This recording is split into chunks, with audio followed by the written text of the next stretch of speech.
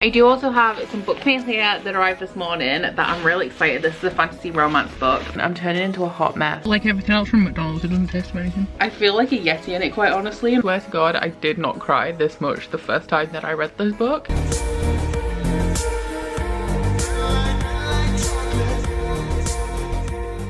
So I actually have quite a lot to read this week. It's a little bit overwhelming. I have 4 books on my TBR that I have to have read in the first 2 weeks of the month, but next week Polathon starts, so there are 3 books on my TBR that I kind of have to get read before then, and that means I have to read about 250 pages a day. So I have currently started one of those books and I'm really enjoying it. Like, I'm enjoying it so much. But just before we get into that, I would like to say a big thank you to today's video sponsor, which is of course the wonderful Book of the Month. Book of the Month is a US only book subscription service where you can pick from a curated selection of brand new hardback releases every single month and have one delivered directly to your door for a price cheaper than you are able to find them elsewhere. Something that I really love about Book of the Month is that their selections include books that I wouldn't normally pick up, or books that I was previously unaware of until they were part of the Book of the Month monthly selections. So if you guys would like to check out Book of the Month for yourself, you can click on the link at the top of my description box and enter the code Becca at checkout to get your very first Book of the Month for $9.99. So that is a brand new hardback release directly to your door for just $9.99. But in case you're not quite sold yet, let's take a look at what Book of the Month's picks are for February. I'm actually really excited for the majority of Book of the Month's February picks, but the one that is undoubtedly at the top of my list, like the top of my excitement, is A River Enchanted by Rebecca Ross. This one is an adult fantasy and it is actually Rebecca Ross's adult fantasy debut. She has previously written YA fantasy that is on my TBR, so I'm real excited to get to this one. It has a real pretty cover as well. But this one is about a bard called Jack who is invited back to the island where he grew up to save a group of girls who have been kidnapped by elemental spirits. I don't read a whole ton of contemporary, but when I do, I like them dark, so I'm really excited to pick up Vladimir by Julia May Jonas. This one is about a married couple who are both college professors. The main character teaches English and her husband teaches liberal arts. They have a little bit of an open relationship. They look the other way when it comes to extramarital affairs. However, when the main character's husband comes under investigation for having extramarital affairs with his students, their life becomes a little uncomfortable,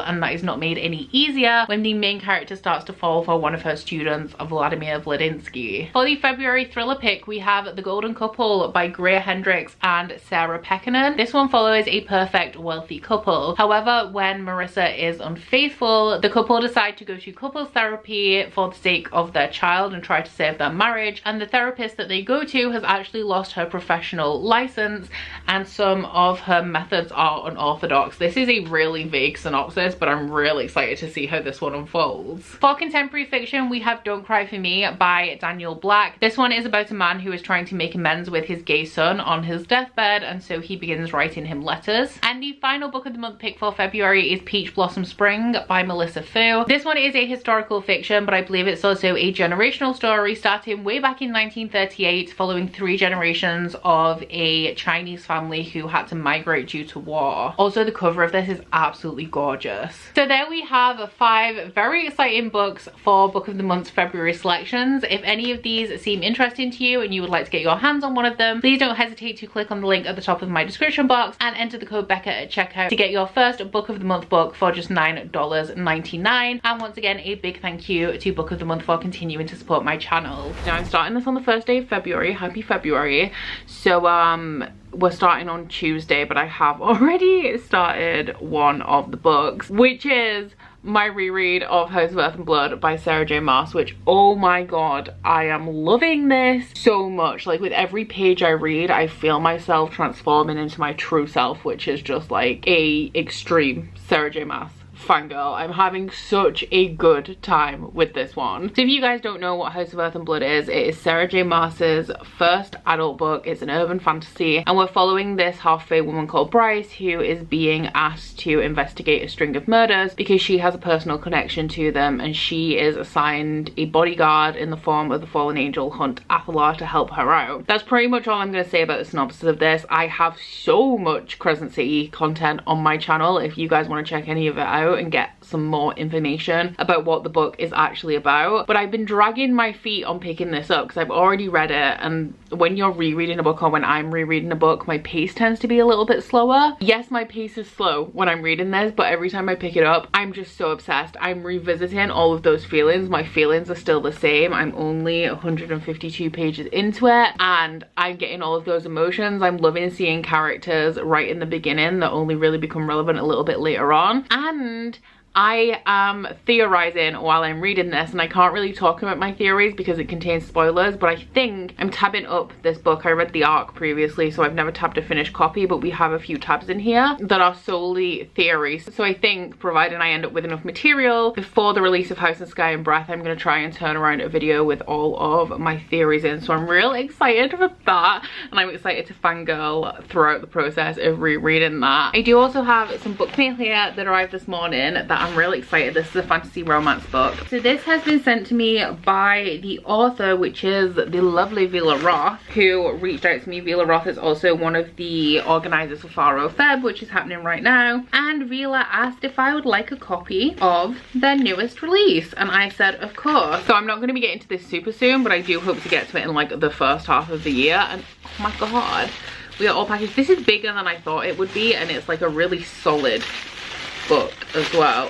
Oh, look at this. Oh my god, we have a wax seal as well. I was just fully expecting just like a book. Okay, so I think I'm gonna go, can I slide this off? I'm gonna tear the paper at this side because it's already slightly torn. Oh, it's pretty. It's a very, very beautiful book. So this one is Blood Mercy by Vila Roth, which is the first book. Oh my god, lots of things fell out. It's the first book in the Blood Grace series. Oh my god, it's signed and personalized as well. Thank you, Vila. It says, Becca, may the goddess's eyes light your path. Vila Roth. So in here I have a bookmark. We also have a little sticker, and also we have a little postcard that goes with it as well. So I'm just going to read you guys the synopsis of this. I have already read it before, but very briefly. Oh my god, it has a contents page. I love a contents page. Oh, and we also have a map in here as well. So, synopsis. One human, one immortal. Will their alliance save the kingdom, or will their forbidden love be a death sentence? When Cassia seeks out a Hesperine, he could end her mortal life in a heartbeat. But she has no fear of his magic or his fangs. She knows the real monster is the human king, her father. If he finds out she's bargaining with his enemy, he'll send her to the executioner. As a Hesperine diplomat, Leo must negotiate with mortals who hate him. Cassia is different, but politics aren't why she captivates the gentle immortal. He wants more than her blood, and if he can't resist the temptation, he'll provoke the war he's trying to prevent. Slow burn steamy romance meets classic fantasy world building in Blood Grace. Follow fated mates Cassia and Leo through the epic love story for a guaranteed series happily ever after. This is chunky. How big is this? Oh, we have a glossary in here as well. Wow, it's 666 pages including the glossary. That seems like an omen to me. But the actual, what is that that's so loud? I feel like I live in a wind tunnel. Okay, the actual bulk of this book is 650 pages, so it is a chonker, but we all know that's never put me off before, and I am very excited to get into this. So thank you very much to Vila Roth for sending this my way. And on that note, my break is now over, so I'm gonna go back and carry on packing orders. I think I've got a good like 27 to go, and I've already done 23 today. I think the hardest part was the acceptance that I let you slip in, and maybe I could fall. Just try to remember who surrounded you from all the heaps of fallout new to war. Well, maybe I could give it to her, cause when you said it wasn't much, a single call. Well, how do I take your word well over his? Yeah, how do I take it for less than it is? Tore down the walls, try my best. So Crescent is slow progress at the minute. I'm only 290 pages into it, but oh my god, I'm having the best time. Like, because this book is so big and so dense and there's so much stuff going on, there's just loads that I didn't pick up on the first time around because I didn't have the context of like having read the book before. So every 10 pages, like, my mind is blown at like stuff that I didn't even notice the first time around. I also have all of these theories and going on, and I'm just fangirling. I'm turning into a hot mess. So we know that after this, well, I'm gonna pick up House of Sky and Breath as soon as it's released, but I'm gonna go into like a landslide of fantasy romance like I did in 2020, and honestly I am so ready for it. I remember these days. I remember in January 2020 when I'd read this book and I was obsessed and I couldn't stop thinking about it. I'm swooning left, right and center. Like, this is a slow burn in this one, and at this point they've only just stopped hating each other. Not even, they're still at a point where like they don't love each other in terms of like they argue a lot, and I'm already swooning. I can't cope. Like, Hunt Athalar, I'm having a real good time, but I'm gonna get into bed and do some reading. I'm hoping to get to page 400 tonight, which is probably wishful thinking. I'm just having too much of a good time to try and rush it in any way, or like pick up the pace in any way, which is gonna play havoc on my TBR because I have so much to read. But I'm loving it so much that I don't even give a shit. The vibes are immaculate, and I'm living my best life. Y'all know me. A lot of you came here because of my guide to Sarah J Maas. You all know me, and this is it. I'm in my element. Happy afternoon off today, and I really wanted to stay in and read all of the books because I'm behind, but Curtis also has the afternoon off today, don't ya? So I want to paint the stairs, and I don't have much white paint left, so we're gonna go to B&Q and get some white paint. But next to B&Q is McDonald's, so we're gonna go try the new chicken Big Mac. I don't like McDonald's very much. I only eat chicken nuggets and mayo chickens, and only if I'm desperate and there's no KFC or anything nearby. But I'm thinking that the chicken Big Mac is going to be like an enormous mayo chicken, and I'm down for that. So let's see what it's like. Okay, it is time for the moment of truth. I don't think I've had a Big Mac since I was at least in uni, maybe since I was a kid. How is it? All right. Oh my god, there's just lettuce everywhere. Let's go. It is pretty much just like a big mayo chicken, but like everything else from McDonald's, it doesn't taste of anything. I give it like a 7 or 8 out of 10 for the McDonald's menu, but like a 5 out of 10 in terms of like, or maybe a 4 out of 10 in terms of actual edible food. Yeah, how was I supposed to know what you had? What you had? Yeah, no, I shouldn't get jealous, but the collar with the hard eyes, it gets me hellish, try to look at it through my eyes. The thought of you and they've been staring out my insides. Waiting, knowing there's no staying. Can't remember why I tried, so don't you lie, cause you're running out of time till it comes down. I just read the shower scene in Crescent City, which is still, oh my god, my favorite scene ever. I fucking love this book. Lie, cause you're running out of time. I thought the hardest part would be accepting that I fell for the show, but now that I know why, it's been getting easier to let go of all the wasted years, the wasted tears that fell when I was trying to figure out what all the distance meant, the sentiment all gone. Well, how do I take your word well over his? Yeah, how do I take it for less than it is? So I have been majorly absent this week, but to be quite honest, I'm just vibing with Crescent City and having the best time of my life. That being said, I did put it down last night because there's a certain, I mean, this book is a lot about trauma. Both of the main characters, Hunt and Bryce, are recovering from a lot of trauma. Hunt is a slave after a failed rebellion like 200 years ago. Everybody who was in that failed rebellion was branded as a slave, and he's being used as like the personal assassin of the Archangel. And while the Archangel is like the best boss he's ever had, he's still a piece of shit. So Hunt has a lot going on with like the failed rebellion and the repercussions of that, the fact that he's been in slavery, he's been tortured, all of this kind of stuff. And then there's something that happens very early on in the book, which is in the synopsis, so I don't recommend reading the synopsis because I found it to be quite, not necessarily emotionally impactful because it happens in the first 100 pages, but it's like it does hurt a bit. Bryce has been dealing with that, and even before that she had stuff going on. She faced a lot of prejudice because she's half human. So it gets to a point in this book where you just don't want anything bad to happen to them, you know, like things are not good,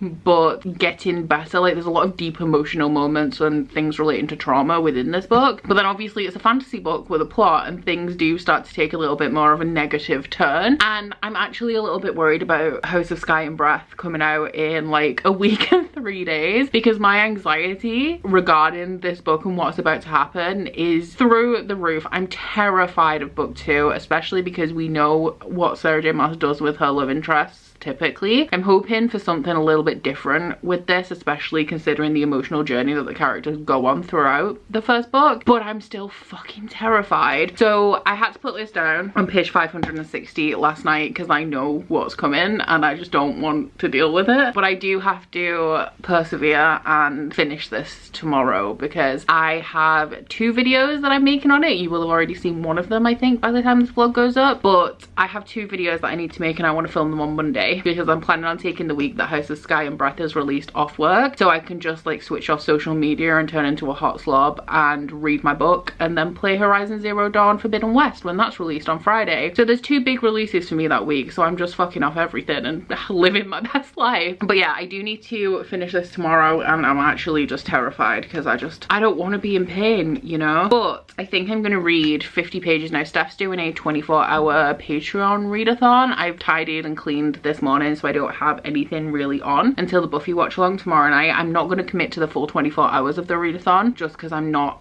in that kind of mood right now, but I do want to finish this. And also another book that I've started, which I haven't even mentioned to you guys, which is Glint by Raven Kennedy. This is one of the books that I wanted done this week. Obviously not going to get through a third when I still haven't finished a book in February yet and I have 2 on the go, but it's fine because I've worked that 3rd book into my Polathon TBR, and previously I thought I'd only get through 1, which is why I thought I needed to read 3 this week. So this one I'm 106 pages into. It's a super fast read, but as you guys may know, I am interviewing Raven Kennedy very shortly after this vlog goes up actually, and I read Guild last year and really loved it. I gave it 4 stars, but it went into my favorite books of the year as an honorable mention because I haven't stopped thinking about it. But this is a very dark fantasy romance series. It's a King Midas retelling, and we're following Auron, who has been gold touched by King Midas, so her entire body is gold. The only thing that isn't gold is the whites of her eyes and her teeth, and she is kept as more like a pet than a prisoner, I would say. It's called the Plated Prisoner series, but she's kept in a cage and she's quite happy to be in that cage because it makes her feel safe. She grew up on the streets. A lot of terrible things happened to her. Massive content warnings for this entire series for sexual assault, and Midas essentially saved her and made her feel safe. But we open up the first book with Midas having an orgy while Auron's just sat in her cage watching, and when you go into this series thinking it's going to be a King Midas retelling, I feel like you have a certain set of expectations when you go into any romance that's like a retelling of mythology or legend or folklore or anything like that, and it's just completely took me by surprise because I went in with those expectations. So we had a massive reveal at the end of book 1, so I'm real excited to continue with this. I'm already intrigued by the character that was introduced at the end of book 1, who's a little bit more present in this one, and I'm excited to see how it turns out. Aaron from Books and Busy has just read this and given it 2 stars because apparently it's like real slow and lots of reveals come at the end, but I am making a spoilery book diary for this and book 3 because I'm going to read them back to back in preparation for the interview. I'll be reading Gleam as part of Polathon, so you'll see my non-spoiler thoughts on that next week. So if you have read this series and you want like my actual reactions and stuff, that will be in that video, which will be out at some point in the future. I don't think it's actually going to be too long after this vlog, if that is something that you are interested in. So it is just past lunchtime now. It's like something past 12. Curtis is out today and he sorted all of the stuff like Hamilton's breakfast and letting him out and stuff this morning. So I slept in and it was glorious because I didn't have a cat howling at the door like I normally do in the morning, and he's now out, so I'm just gonna chill, get some reading done. I think I'm gonna read 50 pages of this and then switch over and read another 50 pages of this or so tonight. The only problem is that 50 pages of this leaves me at the part of the book that I'm avoiding, so I don't know whether to just like push through it, although it gets worse before it gets better, or whether I should just switch over. I don't know, we'll see what happens, but I'm gonna go make myself some food because I'm hungry. I am dressed ready for my workout after lunch, but I wanted to show you guys that I completed the cardigan that I was working on. The holes are intentional.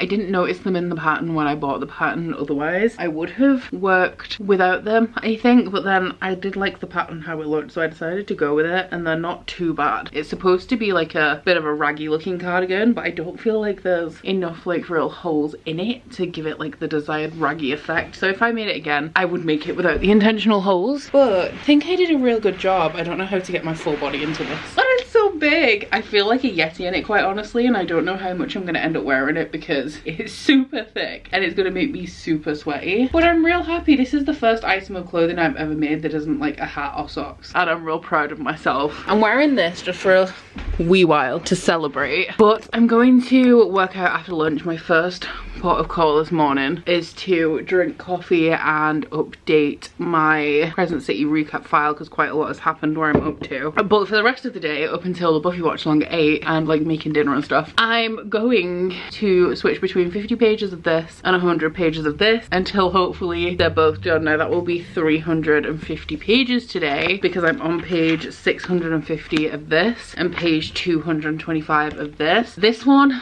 still obsessed with. I think I'm through the worst of it now. It's mainly action that I have left to go, so I'm not as scared of it anymore. And this one I am enjoying, but like I told you guys, I'm doing a spoilery vlog on this and I haven't updated it since page 100 because nothing's happening plot wise. It's just they're on their way somewhere and they make camp every night, and the narrative of the story tends to be what happens in the camp on the night that they're there. Interesting character stuff though. I'm real intrigued, but yeah, that is my plans for the day, and hopefully I'll be checking in with you guys a couple of times later today to wrap up some books. So it's like past 1 AM now, but I finally finished my first book of February, which was Glint by Raven Kennedy. The ending of this was wild. Like, I don't know how I didn't see it coming. There was something that happened that I was really happy about, where somebody kind of exposed their true colors, and I really enjoyed that element. Like the plot twist, like the big reveal at the end of this, don't know how I didn't see it coming, and I'm really intrigued to see how that unfolds. I will be picking up Gleam. It'll be one of the first books that I read next week because I want it done before my interview with Raven Kennedy on Friday, which I'm so hyped for. But I'm scared of that one because if it ends on a cliffhanger like the first two books have, then I'm gonna have to wait until, well, I have to wait until May anyway, but it's going to be like a torturous wait. But yeah, I really enjoyed this one. The pacing is very slow in that not a lot happens. It's more about the main character kind of coming into herself throughout the bulk of this, and also introducing some new characters and getting to know them. The writing in here as well, like it's decent. I think in a couple of places it's a little bit too heavy on the metaphor. It reads a little bit clunky like that, but it's still enjoyable to read. The writing is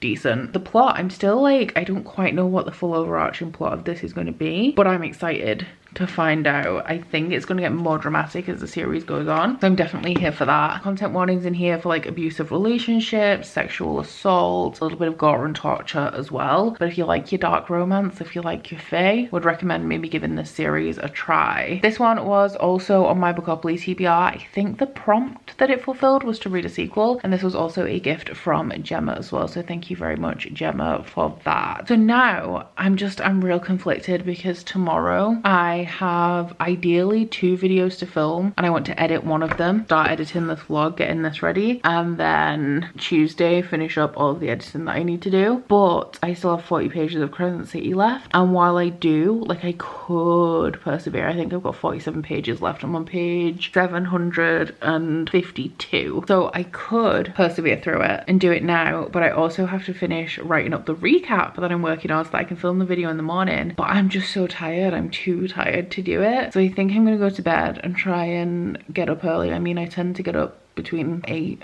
and 9 most mornings. My only problem is that I'm going to have to finish Crescent City in the morning because I can't progress on any of the work that I have to do tomorrow because I'm on like a time crunch to get everything done on a certain schedule. Like, I hate the beginning of the week because for some reason I always end up with like 3 activities that desperately need doing on Monday. But yeah, it's gonna set back my entire day tomorrow. But then if I don't go to bed now, the quality of reading and recap stuff that I'm gonna get done now is not gonna be great. I'm gonna have a miserable time reading the end of my favorite book ever, and then I'm gonna wake up late tomorrow anyway because it's gonna be like 2:30 AM by the time I go to bed. So yeah, that's just a long-winded way of saying I'm going to bed and I'm getting some sleep. Annoyed because I only have 40 pages left. Like, I was so close, but I will be back bright and early. I was gonna let you know my thoughts on Crescent City. I know I haven't really spoke about it much in here, but like I said, I have tons of Crescent City content on my channel. I'm about to make 2 more Crescent City videos tomorrow because it's my favorite book ever. I don't know if this sounds weird, I don't know if any of you guys can relate. I just wanted this experience of rereading Crescent City to be mine and to really like enjoy the process, which is why I don't mind that I've taken it so slowly throughout most of this, because I've just been thoroughly enjoying it. And then because I've already spoken about it to you guys, I've already reviewed it for you and done a whole ton of content. I don't need to be so in depth here with my thoughts, so I've just really enjoyed that, and it's felt really good to experience the book that way. So yeah, I'm sorry that I haven't spoken a ton about the experience of my reread, but you are going to get 2 videos on it. And essentially, if anything, I'm just enjoying it more this time around because I'm not rushing to get through it because I already know what happens. So it's not like I have that anxiety spurring me on. I'm just really enjoying the process and it feels real good. Good morning. I'm awake. It's like 8:45. So that's one of the important things. The next important thing is that I now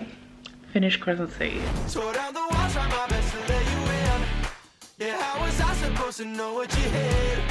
Honestly, swear to God, I did not cry this much the first time that I read this book, and the entire time that I've been reading the end of it on my reread, I'm literally a fucking mess. And I don't know why. I don't know why it's affecting me so differently this time, but I'm like losing my shit every 5 pages. Okay, my reread is complete, and oh my God, I'm making a recap, which I think I've already mentioned, like what the videos of one of the videos that I'm making is, 'cause it's coming before this one. It's gonna be a recap of the entire book, like a pretty thorough one for people who didn't have time to reread. And also I'm really glad that I made this document because now I have 10 pages? Like 9.5 pages here of recap on the book, which is going to be great for me to refer to, because I've also tried to add bits of like, not necessarily tie into the main plot, but bits that might come in handy to know later. And I don't like to make theories too much. Normally I can't because I'm just going kind of off my own brain, but because I have such a detailed experience and I really learn by writing things down, so because I have such a detailed experience here